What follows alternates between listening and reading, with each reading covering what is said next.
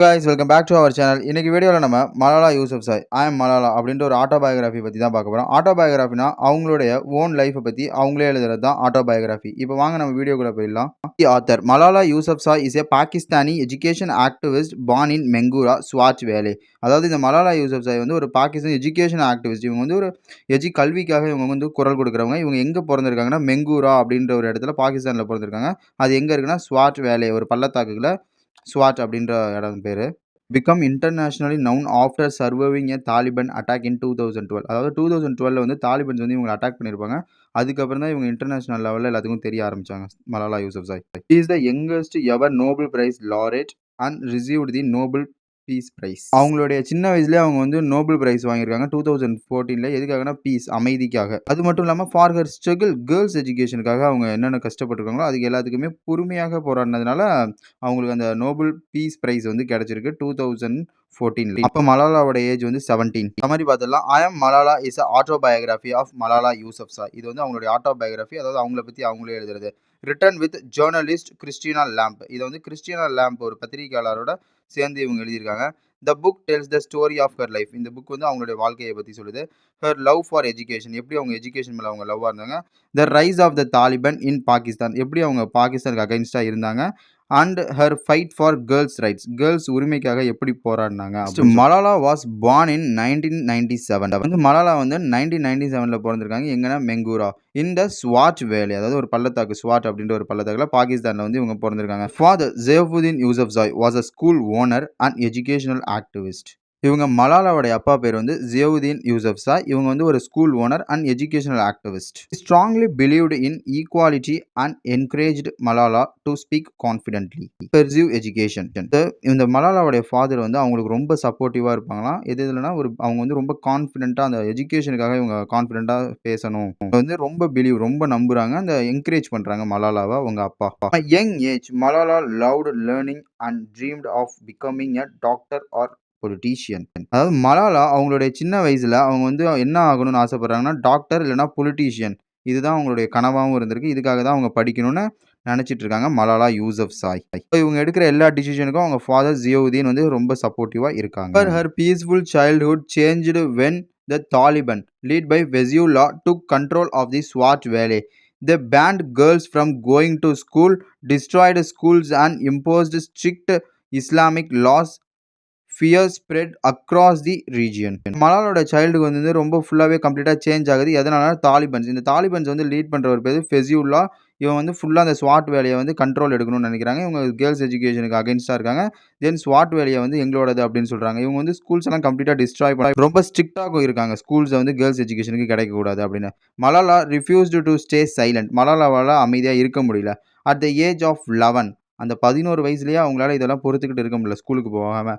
She begins writing a diary for the BBC under a pseudonym. So Malala நிறைய diaries, ஆர்டிகல்ஸ்லாம் எழுதுறாங்க against Taliban. Describing life under Taliban rule and sufferings of girls who denied education. She openly spoke on television and at public event the importance of girls education. வந்து அவங்களுடைய diary and ஆர்டிகல்ஸில் வந்து describe பண்ணுறாங்க தாலிபான்ஸுக்கு அந்த under அவங்களுடைய life எப்படி இருக்குது, அவங்களோட rules and regulations, அவங்க எப்படி பண்ணுற சஃபரிங்ஸை கேர்ள்ஸ்லாம் அனுபவிக்கிறாங்க, எப்படி ஸ்கூலுக்கு போகாமல் அவங்களாம் சஃபர் ஆகுறாங்க. டெலிவிஷன் முன்னாடிலாம் ஓப்பனாக பேசுகிறாங்க, நிறைய பப்ளிக் ஈவெண்ட்ஸில் பார்ட்டிசிபேட் பண்ணுறாங்க. எல்லாத்துலேயுமே அந்த கேர்ள்ஸ் எஜுகேஷனோட இம்பார்ட்டன்ஸை பற்றி பேசுகிறாங்க. தாலிபான்ஸை எதிர்த்து நிறைய விஷயங்களை articles, newspaper, diaries and group events, public ஈவெண்ட்ஸ்லாம் பேசிகிட்டு இருக்காங்க.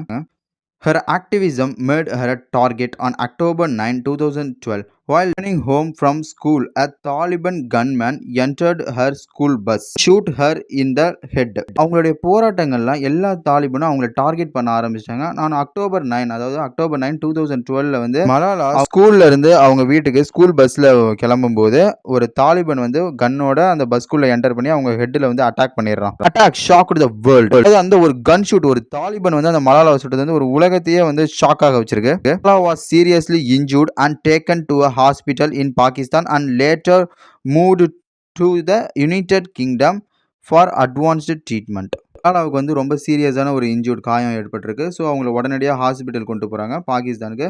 தென் லேட்டர் அவங்க வந்து யுனைடெட் கிங்டம்க்கு வந்து லேட்டராக அட்வான்ஸ்டு ட்ரீட்மெண்ட்டுக்காக கொண்டு போயிருக்காங்க. இதெல்லாம் ஏன் நடந்துச்சுன்னா, அவங்க ஃபுல்லாவே அந்த தாலிபன்ஸ்க்கு அகைன்ஸ்ட்டா அந்த பப்ளிக் மீட்டிங்ஸ், அந்த நியூஸ் பேப்பர்ஸ் பப்ளிஷ் பண்றது, ஆர்டிக்கிள் பப்ளிஷ் பண்றதுனால தான் இதெல்லாம் நடந்திருக்கு. Miraculously she survived. மலாலா வந்து ஒரு அதிசயத்துல வந்து உயிர் பொழச்சுட்டாங்க. அது வந்து ஒரு மிராக்குலஸ்லி அப்படி சொல்றாங்க. Instead of being silenced, her voice becomes stronger. She continued her campaign for education worldwide. Her story inspired millions and she became a global symbol of courage and peaceful resistance. இவங்க மலாலா உயிர் பொழைச்சதுக்கு அப்புறம் இவங்க voice எப்படி மாறுதுன்னா ரொம்ப ஸ்ட்ராங்கா மாறிடுது. தென் இவங்க திருப்பி கண்டினியூ பண்றாங்க. அவங்களுடைய அந்த கேம்பெயின் அந்த அந்த எஜுகேஷனுக்காக திருப்பி போராட ஆரம்பிச்சுட்டாங்க.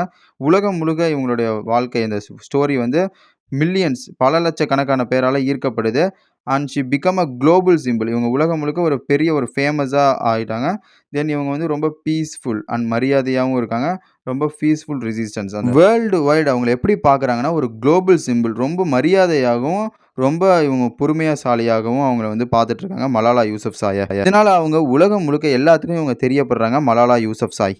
நெக்ஸ்ட் பேராகிராஃப்ல the book not only tells Malala's personal story.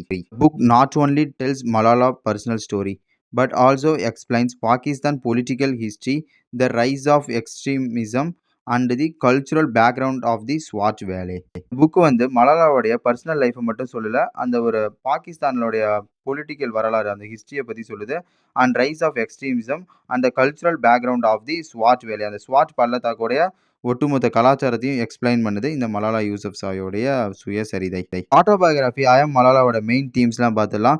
Importance of education வந்து ஹியூமன்ஸ்க்கு வந்து ரொம்ப பேசிக்கான ஒன்று, அதுவும் கேர்ள்ஸுக்கு ரொம்ப முக்கியமான ஒன்று அப்படின்னு சொல்கிறாங்க ஃபர்ஸ்ட் தீமில். Courage and resistance, standing up for what is right even in danger. Voice, one person voice can bring global change. Women's rights, gender equality in education and society. Faith and peace. True Islam promotes peace, not violence. அவ்வளோதாங்க. இவ்வளோ தான் இந்த Malala Yousafzai IIM Malala அதோடைய அந்த ஆட்டோபயோகிராஃபியோட themes இதில் தான். இதில் வந்து உமன் ரைட்ஸ்க்கு எப்படி குரல் கொடுக்கணும், உமன் ரைட்ஸ் எவ்வளோ இம்பார்ட்டன்ட்னு சொல்கிறாங்க. தென் கரேஜ் மரியாதையை பற்றி சொல்கிறாங்க. தென் இம்பார்ட்டன்ஸ் ஆஃப் எஜுகேஷன். மலாலா வந்து அவங்களோட யங்கஸ்ட் ஏஜில் நோபல் பிரைஸ் ஃபார் பீஸ்க்கு வாங்கியிருக்காங்க அட் த ஏஜ் ஆஃப் 17ல். தென் மலாலா வந்து பாகிஸ்தானில் செகண்ட் பர்சன், அதாவது 2வது நம்பராக இவங்க தான் நோபல் பிரைஸ் வாங்கியிருக்காங்க. இந்த ஆட்டோபயோகிராஃபியில் ஃபுல்லாகவே எஜுகேஷன் எவ்வளோ இம்பார்ட்டன்ஸ், அதுக்காக இவங்க எப்படிலாம் ப்ரொடெக்ட் பண்ணியிருக்காங்க அப்படின்னு அந்த தாலிபன்ஸுக்கு அகைன்ஸ்ட் இவங்க போராடினதை பற்றி தான் ஃபுல்லாகவே எக்ஸ்பிளைன் பண்ணியிருக்காங்க. ஃபைனலாக இதோட கன்க்ளூஷன் பார்த்துடலாம். ஐ ஆம் Malala is not just a life story. It is a powerful message about bravery and they fight for education. Malala proves that even a young girl can change the world through determination and belief in justice. இது ஒரு சாதாரண life story கிடையாது. இது வந்து ஒரு பவர்ஃபுல்லான message இதில் வந்து சொல்கிறாங்க. எதை பற்றினா ஒரு பிரேவரியை பற்றி.